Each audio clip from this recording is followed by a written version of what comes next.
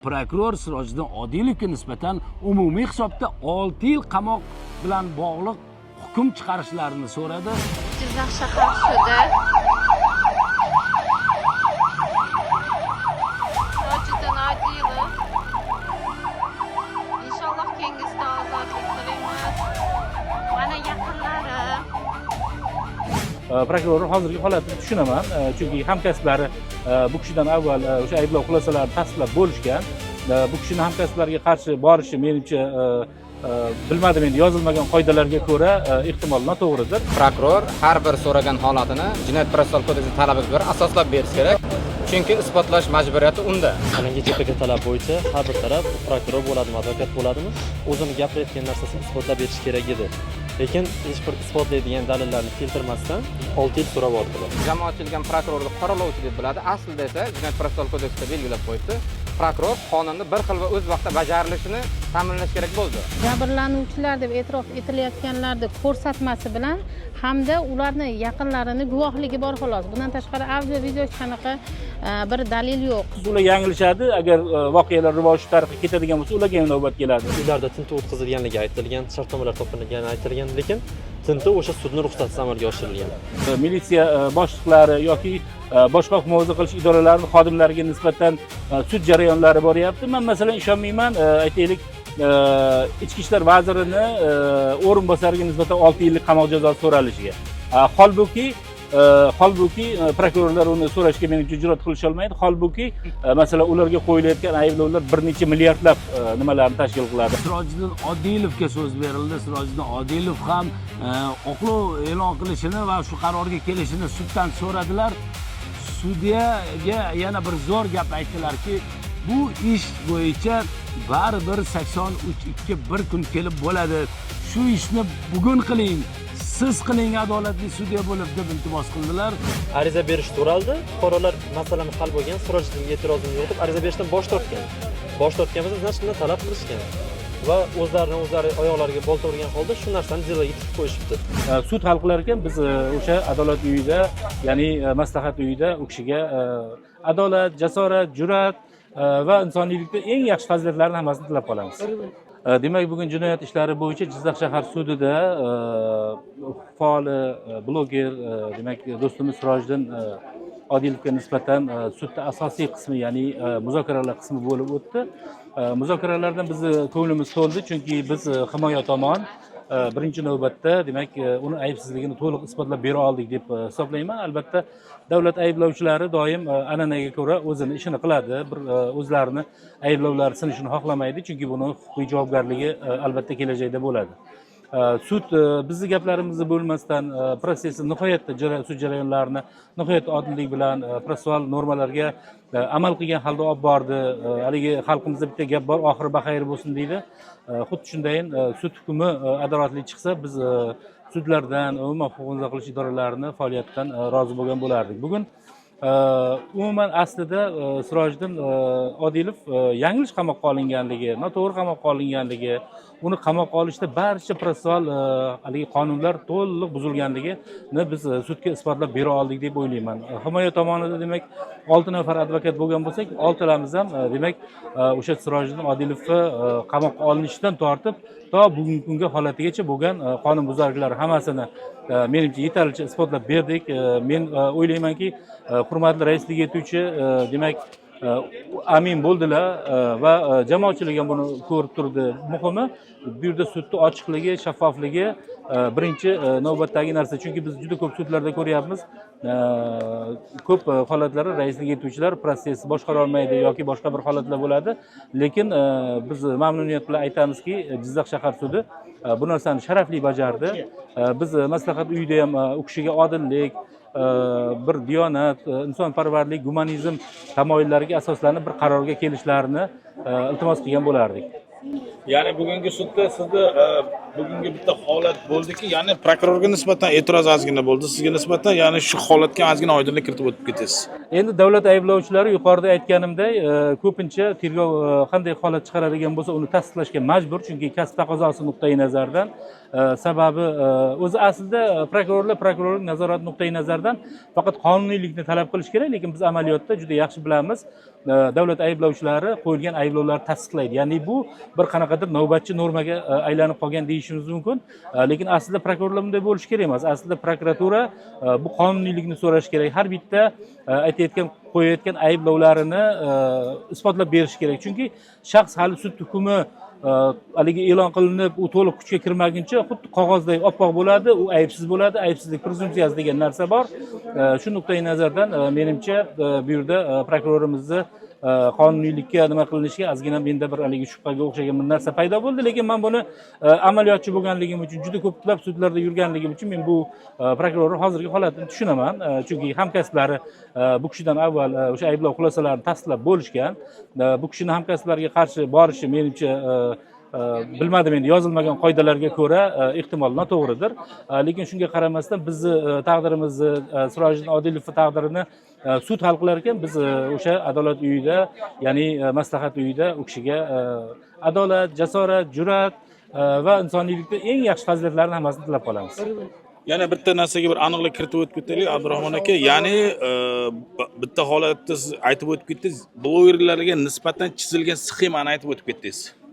O'shanga ham ozgina oydinlik kiritib ketsangiz, yanada hozirda blogerlar nima holat, nima faoliyat ko'rsatsinki, nima holatga tayyor tursin. Endi bitta narsa, mana qonunsizlik bor joyda hamma narsa bo'lishi mumkin. Shu nuqtai nazardan men bitta narsani aytaman. Mana men jamoat tashkilotining rahbariman, 200 dan ortiq a'zolarim bor. Lekin shunga qaramasdan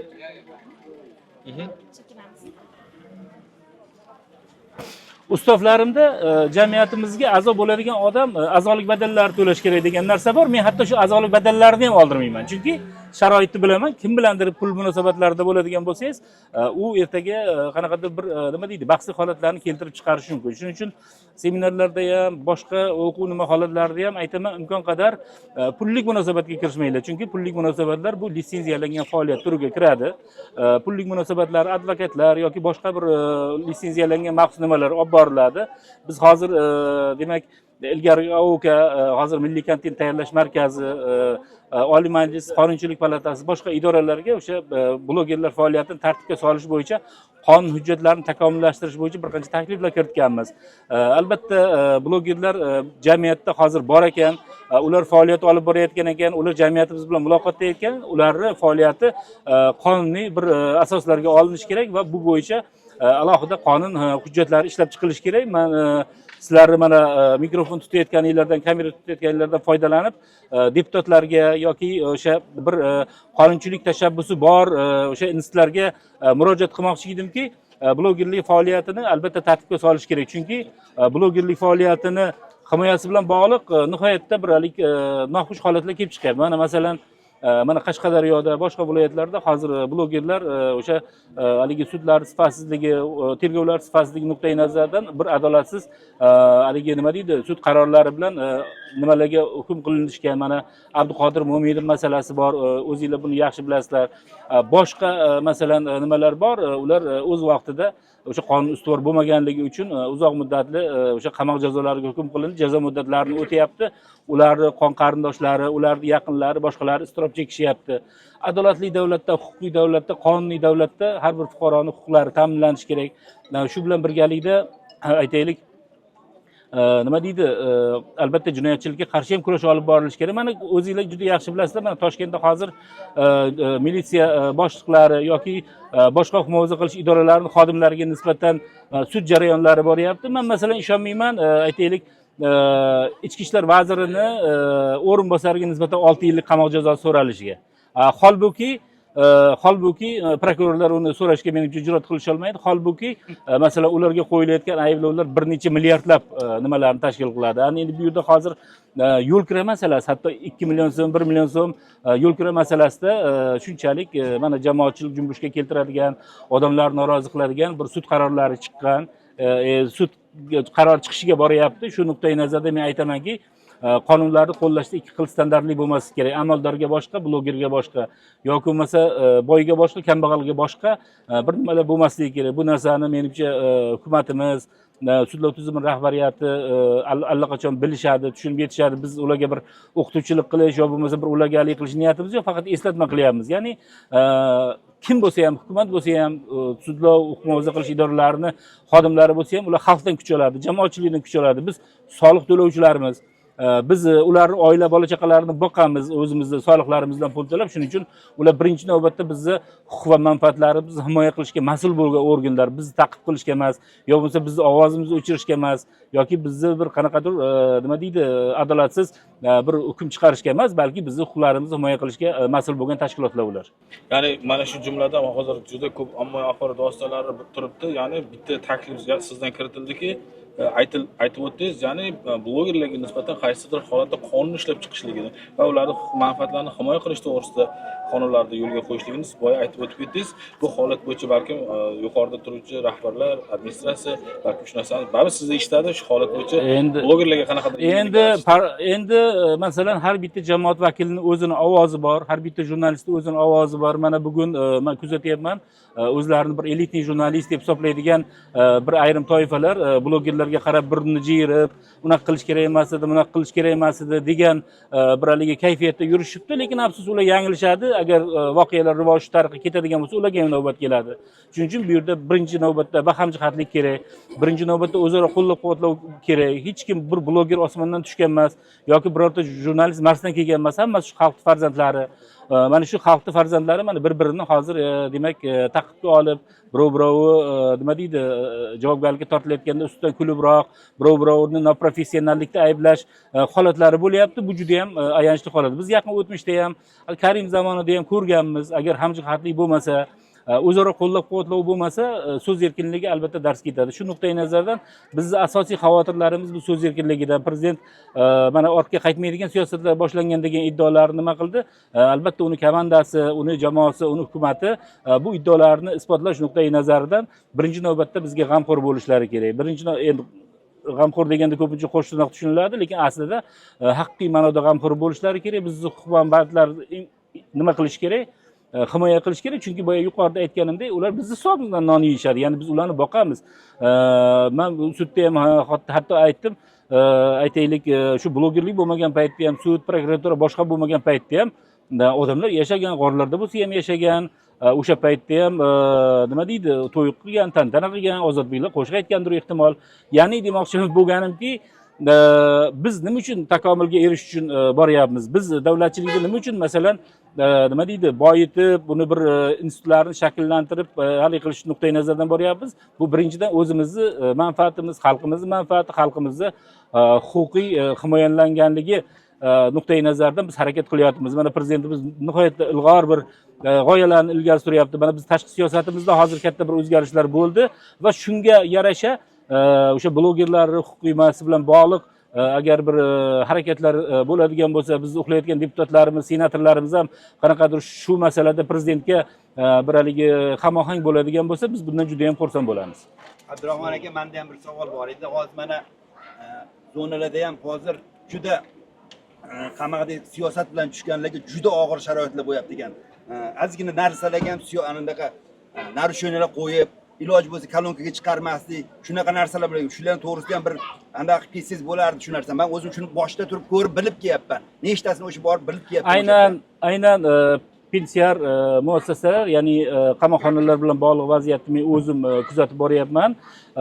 Haqiqatdan siz aytgan gaplarda jon bor. Ayrim holatlarda o'sha mansab vakolatini suiiste'mol qilishi bilan bog'liq, o'sha huquq muhofaza qilish idoralarini bog'liq holatlar bor. Undan ko'z yumayotganimiz yo'q. Muammolar haqida gapiryapmiz, lekin umumiy olganda qamoqxonalar avvalgidan ko'ra biroz yaxshiroq. Chunki mana yaqinda ommaviy axborot vositalarida kuzatgan bo'lsalaring kerak, Toshturmada, boshqa koloniyalarda sharoitlar haqida biz rasmiylar bilan o'zimiz kirib, ko'rib nima qildik va xalq vakili siz, oqsoqol siz, mana boshqa jurnalist jamoatchilik gaplarini albatta men rasmiylar bilan aloqam bor, ularga yetkazishga harakat qilaman va ulardan qo'shimcha birgalikda doimiy ravishda talab qilamiz. Chunki o'zbek xalqida bitta maqol bor, haligi bola yig'lamasa deydi, onasi sut bermaydi deydi. Hukumat ham xuddi shunaqa.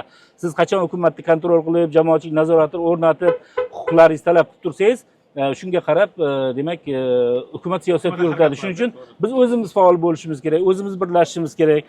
Men bloger savodsiz ekan, men blogerda oshqozoni katta ekan degan bir g'iybatona gaplardan ko'ra ularni bir qanaqadir birlashtirish yo'lidan borishimiz kerak deb o'ylayman. Shu chaqirsangiz men ham boraman o'shanda qachon. Rahmat. Rahmat sizga. Savoli bor edi. Jinoyat ishlari bo'yicha sud protsessida ko'ryapmiz, muzokara davrida inson taqdiri hal bo'ladi-da. Bu advokatlarga ham, jamoatchilik nazoratiga ham hammaga ma'lum narsa. Aynan sud protsessida prokurorni sud zalida muzokara davrida suddan ruxsat so'ramay chiqib ketishiga siz qanday munosabat bildirasiz? Yo, bu yerda hozir Sirojiddin Oliyev nimasini nazarda tutayotgan bo'lsangiz, ko'rgan bo'lsangiz, zalda men prokurorga eng yaqin o'tirdim. Bir necha marta ruxsat so'rab chiqdilar. Balki jismoniy ehtiyojlar nuqtai nazaridan bo'lgandir bu narsa. Boshqa, shuning uchun sizga shunday tuyulgan bo'lishi mumkin. Hozir prokuratura xodimini bunda ayblashimiz unchalik xolisli bo'lmaydi. Ehtimol men ko'zim ilg'amay qolgan narsalar bo'lsa bo'lgandir, lekin bir necha marta o'zim guvoh bo'ldim. Demak, raislik etuvchini ruxsati bilan, chunki raislik etuvchi nihoyatda tavozeli, nihoyatda bir mehribon kishi ekan. Mana o'zim ham bir necha marta tashqariga chiqib keldim. Hammamiz ruxsat so'radik. Menimcha sud zalida bugungi sud majlisida tartib qoidalar menimcha buzilgani yo'q deb hisoblayman. Mana hozir sud zalida ko'rdikki, advokatlar o'zini muzokara so'zida asoslantirib har bitta qo'yilgan ayblovga nisbatan o'zlarini jinoyat protsessual kodekslaridan kelib fikrlarini bildirdi. Ya'ni e'tirozlarini, oqlanish kerakligini bildirdi. Prokuror mana hozir qamoq bilan bog'liq bo'lgan hukm chiqarishni so'radi. Prokuror o'zini o'sha qo'ygan o'sha muzokara vaqtida so'ragan qamoq bilan bog'liq bo'lgan 6 yil so'radi, adashmasam, umumiy hisobda. 6 yil so'raganini asoslantirib bera oldimi, yo'qmi? Men yo'q edim sud zalida, shuning uchun so'radim. Endi sudda ushbu holat bo'yicha hamkasblarim ham biz ham e'tiroz bildirdik. Prokuror har bir so'ragan holatini Jinoyat protsessual kodeksi talabiga ko'ra asoslab berish kerak. Chunki isbotlash majburiyati unda. Aynan aybdorligini. Lekin sudga biz aytdik, boyaga alohida xonaga kirganda ushbu holatga baho bersin. Prokuror biron bir asos yoki boyaga isbot dalillar keltirmadi sud zalida. Faqat so'radi xolos. Faqat so'radi bo'ldi. U yozma taqdim etdi shu nutqini. Lekin biron bir dalillar, yozmami, og'zakimi yoki elektronmi biron bir dalil taqdim etgan yo'q. Hech qanaqa dalil yo'q. Qo'yilgan masalan 165-modda deyilyapti, 168-moddalar qo'yilgan. Mana shularga masalan ayblash uchun qo'yilgan. Masalan 6 yil so'rayapti, 5 yil bir holatga 1 yil yana qo'shib turib, mana shu so'rayotgan o'zi ayblayotgan moddalariga nisbatan dalil taqdim eta olgan. Men sudda ko'rmadim undan oldin ham. Endi nafaqat u ikkita modda, shu 302 ta modda bo'lsa, 302 ta modda, yana prem moddalar bor. O'shalar bo'yicha biron bir biz holat isbot dalil ko'rmadik. Biron bir jinoyat bo'yicha, ya'ni jinoyat kodeksida tartibga solinadigan biron bir jinoyat bo'yicha, ijtimoiy xavfli qilmish bo'yicha biz biron bir aniq dalillar ko'rmadik. Endi mana bizni jamoatchilik bir fikrga kelib qolyapmiz-da. Agar dalil isbot bo'lsa berardi. Yoki prokuror masalan o'zini bir insonni taqdiri bo'yicha Sirojiddin aka mazgin asabiylashish prokurorga fikr bildirdilar, o'zlarini e'tirozlarini. Mana bunaqa degan e'tirozini bildirdi prokuror. Lekin prokuror bir insonni hayotini hal qilayotganda hech qanaqa dalillarsiz boshqasi 6 yil qamoq bilan bog'liq hukm chiqarishini so'rashi qanchalik qonunlarga to'g'ri keladi? Endi qonunda prokuror so'ragan narsasini asoslash kerak dedi. Biron bir asos keltirmadi prokurorimiz. Ushbu holatga hamkasblarim sudga baho berish so'radi. Sud baho berishini kutib qolamiz. Biz endi hammani mana shu turganlarning umidi suddan. Masalan, boshida prokurorni ham olqishladik. Oy savollarni yaxshi beryapti.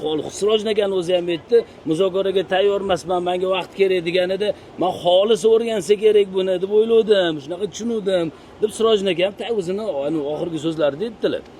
Muzokara so'zida ham. Lekin men afsus, unaqa bo'lib chiqmadi. O'zim o'sha boshidan aytib kelyapman, bir tarsak urgandek bo'lmasa bo'ldi oxirida deb, o'sha birinchi tarsakini biz ko'rdik bugun prokuror tomonidan. Endi iloyim hamma mashta turganlar suddan umid qilib turibdi. Sud ham ikkinchi tarsakni bermasa bo'ldi. degan bir xavotir bor hammada. Hattoki Sirojin akaning opalari ham yig'lab juda yurakdan fikrlar bildirdilar. Endi sutni ham biz hozir buni muhokama qilmoqchi emasmiz, qila olmaymiz ham. Qani oldin bir pozitsiyasini ko'raylik, ana undan keyin barcha advokatlar mana yana sud to'g'risida fikr bildiramiz. Barcha advokatlar oqlov so'radi. Men bironta advokat so'ramadim, bilmadimki, men bo'yicha yengilroq jazo berishni so'raymiz degan holat yo'q. Barcha 7 ta menimcha himoyachi bor, 7 taligilar ham oqlov so'radinglar. Buni sababi nima o'zi aka? Mana yurist sifatida aytsangiz. Mana odam jamoatchilikka qiziqda bu. Endi yuqorida ham aytdim, u oqlov so'rashimiz sababi nafaqat ikkita 168 va 165, balkim shu 302 ta modda bo'yicha biron bir asos ko'rmadik biz. U tergov organi, prokuror va Jinoyat protsessual kodeksiga ko'ra sud asoslab berish kerak ularda, aybliligini. O'sha asoslarni biz ko'rmadik. Endi siz aytganday boyagi jamoatchilik ham prokurorni qoralovchi deb biladi. Aslida esa Jinoyat protsessual kodeksida belgilab qo'yibdi. Prokuror qonunni bir xil va o'z vaqtida bajarilishini ta'minlash kerak bo'ldi. Qoralov nuqtai nazariga ham, oqlov nuqtai nazariga emas. Qonun qanday yozilgan bo'lsa, o'shanday ijro etilishini ta'minlaydigan shaxs. Agar qonun buzilgan bo'lsa, oqlov so'rashga ham prokurorning vakolati ham, haqqi ham bor. Qarang, da'voni prokuror rad etishi mumkinmidi muzokara vaqtida? Asosi yo'q, yetarli emas. Da'vodan voz kechishga qonuniy haqqi bor prokurorda. Lekin bu narsani bugun ko'rmadik biz. Endi u uni nuqtai nazari, uni fikri, albatta bu prokurorning fikri haqiqat degani emas. Sud alohida xonaga kirganda bunga baho beradi. Ilohim, butun O'zbekiston duo qilishini so'raymiz. Sirojin akaga. Aka, rahmat, ochiq fikrlaringiz uchun, qochmaysiz fikr bildirishdan. Keyin sud zalida juda zo'r fikrlar bildirdingiz. Kattakon minnatdormiz. Rahmat. Sarvar opa, mana bugun oxirgi yakuniy so'zlar aytildi sudda. Tabiiyki holatda nafaqat ommaviy axborot vositalari butun zalni yig'latdingiz. To'g'risini aytishga harakat qildim-da. Chunki bir inson baribir shu darajaga yetishi uchun o'sha 5 yil institutda o'qiydi, umuman obro'sini misqollab to'playdi va bir onda shunaqa joyda bo'lib qolishi uni butun umr nima deydi, anaqa hayotga nisbatan, umuman jamiyatga nisbatan, mana qarorlarga, qonunga nisbatan anaqasini o'zgartirib yuboradi-da. Bir inson sinishi, uni ayniqsa erkak kishini mana parchalanib ketishi bu to'g'ri emas deb hisoblayman-da. O'sha uchun mana advokatlarimizga rahmat, shunaqa chiroyli asoslab berishdi.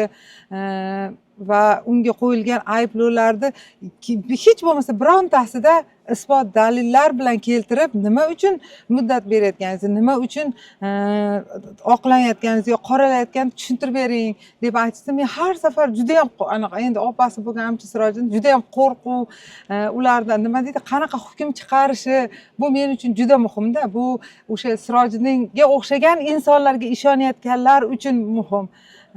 O'sha uchun yana aytdim, men har bir mana shu sohani vazirlari bilan, masalan, ichki ishlar vazirimiz bilan, o'sha Oliy sud bilan har biri bilan suhbat qildim. Agar yetar ukam aytdim-ku, masalan, unda o'sha masalan kommentariyalarda yoki o'qiganimizda o'sha qoralov, alohida qoralov kompaniyasi bor edi va u har kun o'shalar ko'rib nima qilish biz uchun katta anaqa deydi, nima deydi, bir inson uchun katta anaqa zarbada.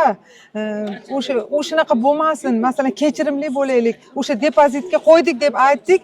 Bular hech qaysi Sirojiddinni yetkazgan zarari emas edi. O'sha har bir holat bo'yicha men o'sha sudda izoh berdim va uni o'sha MCJ rahbari ekanligini, u soliqlar to'lashini, hattoki u nima deydi, taksi bo'lib ulanib olgan ekanda ukam. Masalan, o'sha insonlardan pul olmay, hech bo'lmasa taksilik vazifasini ko'rsatay deb juda ham kichkina o'sha nima deydi, masalan, har bir odam haqiqatan ham bitta deputat ham kelib masalan tekinga birini muammosini hal qilmaydi. U shunchaki yo'l kirasini olgan pullardan soliq to'lagan. Masalan, bitta jurnalist o'sha bitta blog yozariga o'rnak bo'ladigan bir hayot yo'lini yashab o'tgan. Men ko'zim oldida. Men ukamdan faxrlanaman. O'sha aytgandek, u bizni oilamizni vijdoni edi. Masalan, to'plagan o'sha butun obro'sini yer bilan bitta bo'lishiga qarab tura olmasdik. Ba'zan keskin fikrlarimiz bo'ldi, ba'zan jim turdik. lekin biz hech kimdan e'tirozimiz yo'q, hech kimdan da'vomiz yo'q. Aytyapman, har bir insonni boshiga shunaqa mushkul tashvishlar tushib turishi mumkin. Imtihonlar keladi. Ana o'shanda biz yana birlashishni o'rgandik.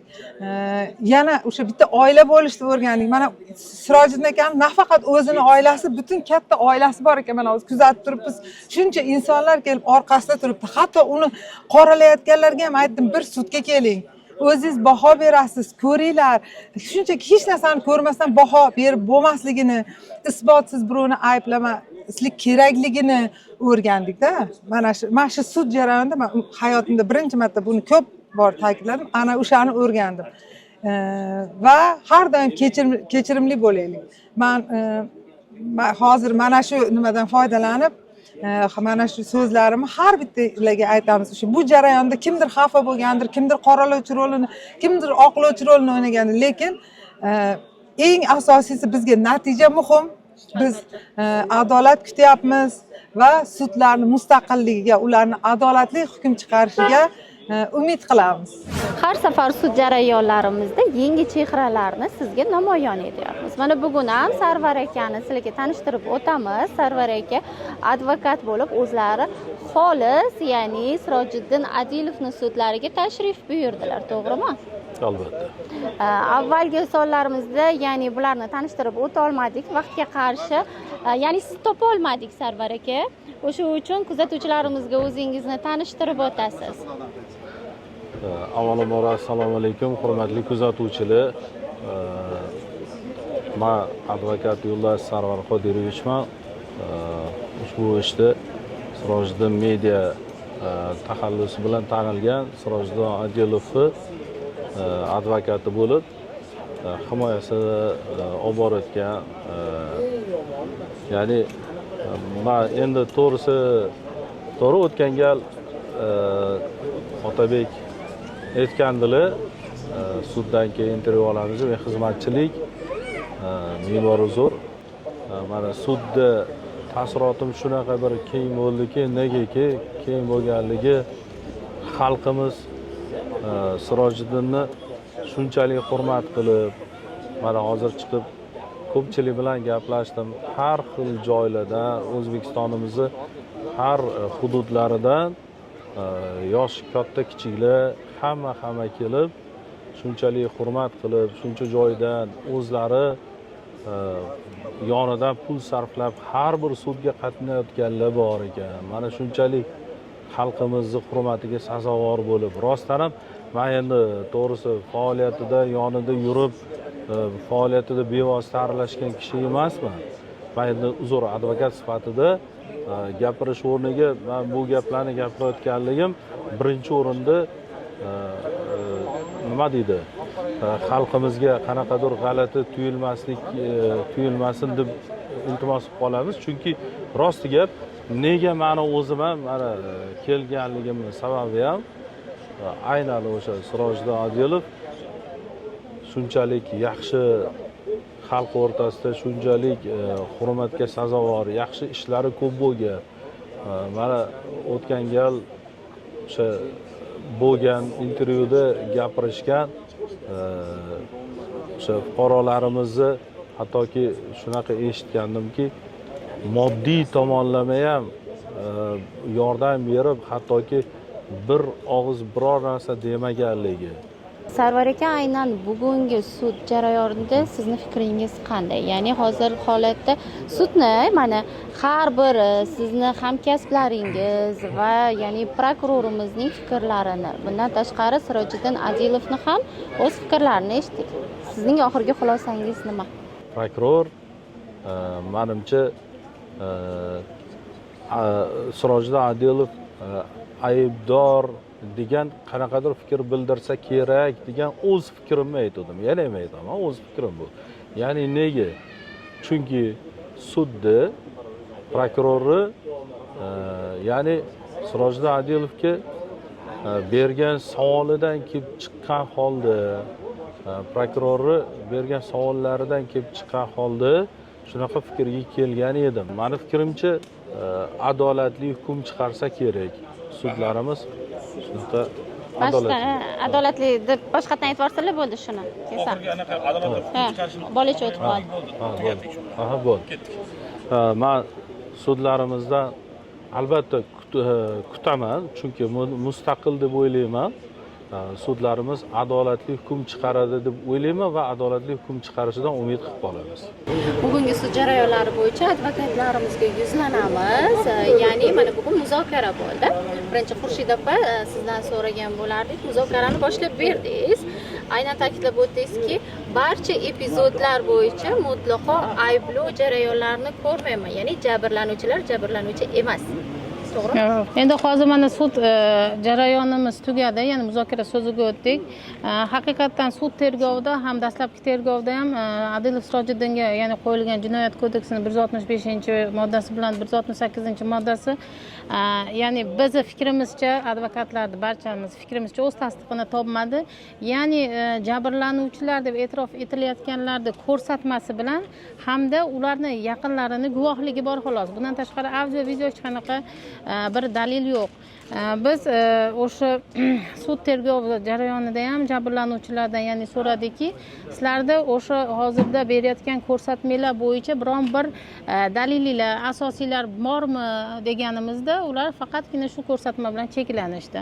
Bundan tashqari mana hozir muzokarada biz tomonimizdan, ya'ni advokatlar Sirojiddin Adilov opasi tomonidan uni telefonida gaplashgan suhbatlari chiqdi. Ham barcha suhbatlarda barcha jabrlanuvchilar rahmat aytgani, ya'ni o'sha xizmatga o'zlari chaqirgan holatlari o'zini haligi tasdig'ini topdi. Ya'ni biz haqiqatan Sirojiddin Adilov tovlamachilik hamda firibgarlik qilmaganligi holati bo'yicha o'zimizda bor barcha dalillarni taqdim qildik. Xurshid opa, meni hozir shu jarayonda bir savol qiziqtiryapti. Shaxsan biz ham murojaatlar bilan ish faoliyati olib boramiz. Ya'ni murojaatchilar bizga aloqaga chiqqanda o'zaro kelishuvimiz bo'lgan holatda, ya'ni kim yo'l kira deymizmi, xizmat haqqi olish jarayonida bu holat jinoyatmi yoki fuqaroviy holatda, ya'ni kelishuv holat bo'ladimi, fuqaroviy munosabat bo'ladimi? Bunga siz nima deb aytasiz? Endi mana qonunlarimiz ham juda anaqa yaxshi berilgan. Fuqarolik kodeksida, ya'ni fuqarolik masalan holati bo'yicha ham og'zaki bilan yozma bitim shakllari bor, shartnomalari. Ya'ni masalan og'zaki kelishsa ham bo'laveradi, yozma shaklda ham. Bu o'zidan aytadiki, bu ya'ni fuqarolik munosabati. Ya'ni ikkita shaxs o'zaro kelishuvi bu fuqarolik munosabati deb hisoblaymiz. Chunki firibgarlik qilish uchun yoki tovlamachilik qilish uchun aynan o'sha shaxsni moddiy mulkiga zarar yetkazish kerak. Shaxsan men o'ylaymanki, mana blogerlarimiz yo'l kirasi bor, kelib ketishi bor.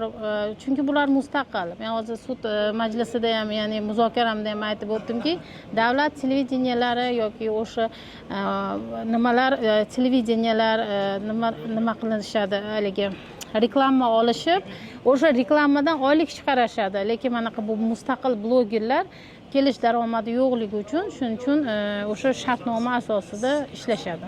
Balki menimcha shartnomani aniq va yoki har bittasi qilishi ham o'zi aslida shart emas, to'g'rimi? Ya'ni kim fuqaroviy munosabatda o'zi kelishuv qiladigan bo'lsa, shartnoma ham muhim rol o'ynamasa kerak. Endi bizda holatlarda mana qanaqa bo'ladi? Avvalo masalan, yakka tartibda shug'ullanish mumkin, MCJ ochib shug'ullanishi mumkin. O'sha mana ommaviy axborot vositalarini qonunida ham shaxsan bloger, fuqaro o'zi ham bloger bo'lishi keltirib o'tilgan. Konstitutsiya ham bu belgilab o'tilgan. Har bir shaxs nima olish, ma'lumot, axborot olish, tarqatish, shu normalar berilgan. Hozir endi masalan og'zaki kelishuv bo'lganda ham u ikkita fuqaroning kelishuvi. Bu jinoyat hisoblanmaydi. Chunki fuqarolik kodeksining o'zida yozib o'tilgan shartnoma, bitimlar og'zaki yozma bo'ladi deb. Masalan, mana murojaatlar to'g'risidagi qonunda ham bor, og'zaki, yozma elektronniy. Ya'ni o'sha ijtimoiy tarmoq orqali ham chiqib murojaat qilsa bo'ladi, yozma taqdim qilsa bo'ladi, elektron taqdim qilsa, bu ham xuddi shunaqa holat. Shahruzbek, sizga hozir endi kameralarimiz qarshisida savollar berib o'tamiz. Juda ham berilib muzokara qildingiz. Ya'ni kim avvalgi sud jarayonlariga bog'lanish holati ham bo'ldi. Lekin bir ya'ni nutqingiz meni juda ham o'ziga jalb qildiki, aybdor Sirojiddin aka, agarda haqiqatdan oqni oq degan bo'lsa, qorani qora degani uchun u aybdor. Xuddi shunday Siroj aka bu sohani birinchi boshlab bergan odamlardan biri. O'zbekistonda buni hamma blogerlar tan olishadi, o'zlariga ustoz bilan bilishadi. Avvaldan bu kishi shu muammolarni olib chiqib, odamlarning dardini olib chiqib, yetib borishiga yordam bergan odam. Shuni orqasidan undan tashqari qancha xayriya ishlarida ham qatnashganlar, uysiz odamlarga uy qilib berganlar, qanchasi mana sudga kelib o'tiribdi bugun. Endi mana bu oxirga kelib shu o'zbek haqida bitta yaxshi gap borda, to'g'ri gap tuqqaniga yoqmaydi deydi. Tanqid bo'lgandan keyin kimdir ertaga gap eshitadi, kimdir intizomiga tortiladi. Tabiiyki bu dushmanchilik bir kayfiyat kelib chiqadi. Va mana shuni orqasidan mana jinoyat ishi ochilishigacha yetib keldik, Jizzax shahar sudigacha yetib keldik. Prokurorimiz muzokaralarni eshitdingiz va bu holatda oxirgi yakuniy so'zni Sirojiddin Adilovga berish holatida juda asabiy holatda ko'rindilar, to'g'rimi? Siroj akani o'zlari ham aytib o'tdilar. Prokuror o'tgan safar muzokara uchun vaqt so'ragandi. Shunda balki Zelandiyani qaytadan o'qib ko'rar, balki qaysidir ayblovlardan voz kechar degan umidda bir bo'lgan ekanlar, lekin vaholanki JPK talab bo'yicha har bir taraf prokuror bo'ladimi, advokat bo'ladimi, o'zini gapirayotgan narsasini isbotlab berish kerak edi. Lekin hech bir isbotlaydigan dalillarni keltirmasdan 6 yil so'rab bordilar. Shuni o'zini ham noto'g'ri so'radilar, chunki 168-modda bo'yicha zarar qoplangan. Endi ehtimoliy zarar deymiz biz. Zarar qoplangan. Bu bo'yicha atay bersa bo'lardi. Atay so'radi, atay berish kerak. Uni qamoqqa qo'shish iloji yo'q, mumkin emas qamoqqa qo'shish. Undan tashqari biz e'tiroz bildirdik dastlabki tergovdagi qonunsizlik holatlariga. O'sha Siroj aka bilan birga bo'lgan odamlarni telefon so'zlashuvlarini eshitishga alohida topshiriq chiqarilgan Samarqand viloyat ichki ishlar boshqarmasi tomonidan. Vaholanki bu narsa sud qarori bilan, sud ajrim bilan amalga oshirilishi kerak. JPKning 170-moddasi talabi. Undan tashqari uylarda tintuv o'tkazilganligi aytilgan, shartnomalar topilgani aytilgan, lekin tintuv o'sha sudning ruxsatisiz amalga oshirilgan. Bu jarayonda olingan hamma narsa noqonuniy bo'lishi kerak. Undan tashqari o'sha alohida topshiriqning javobida aytayaptiki tezkor xodim, biz bordik, shartnomalarni oldik, shartnoma tuzgan 6 nafar fuqaro bilan borib uchrashdik. Ikkitasi arizasi olindi, 4tasi ariza berishdan bosh tortdi debdi. JPKda buni tartib yo'q. O'zlari mana shunaqa bu jarayonda noqonuniy olingani uchun o'sha arizalari ham, u ariza bo'yicha qo'zg'atilgan epizod ham nomaqbul dalil deb to'liq chiqarib olinishi kerak deb hisobladik va shuning uchun tezkor xodimlariga nisbatan xususiy ajrim ham so'radik. Bizning murojaat raqamlarimizga shunday holatlar kuzatilgan. Sirojiddin Adilovni, ya'ni aslida Samarqandga kelib keting, faqat siz bilan suhbatimiz bor, ya'ni ko'rib tanishib chiqadigan holatingiz bor deb chaqirtirish jarayonidan keyin, ya'ni olib qolish, ularni ushlash jarayonidan keyin bir nechta fuqarolar bizga ovozli xabarlar bilan murojaat qilishganda bizni chaqirishyapti, ya'ni bizni ko'rsatma berishimizni xohlashyapti. Ya'ni savolim shundan iboratki, bu qanchalar to'g'ri? Ya'ni kim murojaatchilarga qo'ng'iroq qilib turib, ko'rsatmangiz bormi, berasizmi deyish asli ichki ishlar xodimlariga mumkinmi? Aslo mumkin emas. Jinoyat ishi qo'zg'atish o'z asoslari bor-da. Bir ariza bo'lishi kerak yoki bir xabar bo'lishi kerak. Bu ariza berdim majburlash. Siz aytgan narsa Zelandiyada ham turibdi, u fakti bilan turibdi. Alohida topshiriq javobida aytilyapti. Ariza berish so'raldi, fuqarolar masalani hal bo'lgan, Sirojiddinga e'tirozim yo'q deb ariza berishdan bosh tortgan. Bosh tortganimizda shundan talab qilishgan va o'zlari oyoqlariga bolta urgan holda shu narsani zilaga tikib qo'yishibdi. Ertaga bu bo'yicha sud o'zining munosabatini bildiradi va tegishli tarzda bu shaxslar javobgarlikka tortiladi deb umid qilamiz. Albatta, bu holat bo'yicha aynan Ichki ishlar vazirligiga ham murojaat qilgan bo'lardik. Bunday xodimlaringizni tartibga soling. Ya'ni kim bitta blogerga murojaat bilan chiqqan fuqaroga boshiga tashvish tushsa, qayta bizga aloqaga chiqing, yo bo'lmasam qandaydir e'tirozingiz bo'lsa ariza yozib keting deyish, bunday holat aynan ichki ishlar tizimiga uyatli holat hisoblanadi deb o'ylaymiz. Aynan buni Ichki ishlar vaziri shaxsan o'zingiz nazoratga olishingizni butun ommaviy axborot vositalarining blogerlar va jurnalistlari talab qilamiz. Bugun Sirojiddin Medianing oila a'zolari, nafaqat ommaviy axborot vositalarining barcha xodimlari muzokaradan keyin hukm o'qilishini kutgan edik. Lekin bugun hukm o'qilmadi. Bu holat bir taraflama bizni xafa qilsa, ikkinchi taraflama keng o'ylashimizga majbur qildi. Ya'ni sudyamiz barcha epizodlar bo'yicha dalillarni ko'rib va bugun Sirojiddin Medianing opasi taraflama berilgan faktlarni to'laqonli o'rganishlarini aytdilar. Sud jarayonida odilona hukm kutib qolamiz.